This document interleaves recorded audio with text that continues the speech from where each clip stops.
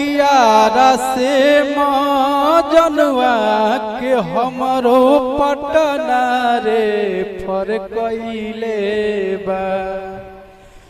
आरा से जनवा के हमरो पटना रे फर कइले बा। और जाए दिन हरवाए सैया यारवा जहरवा खइले बा। और यार से जनवा के हमरो पटना रे पर कइले बा।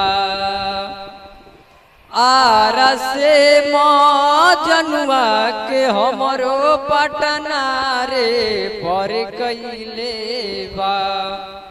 और जाए दिन हरवा सैया यारवा जहरवा खइले बा।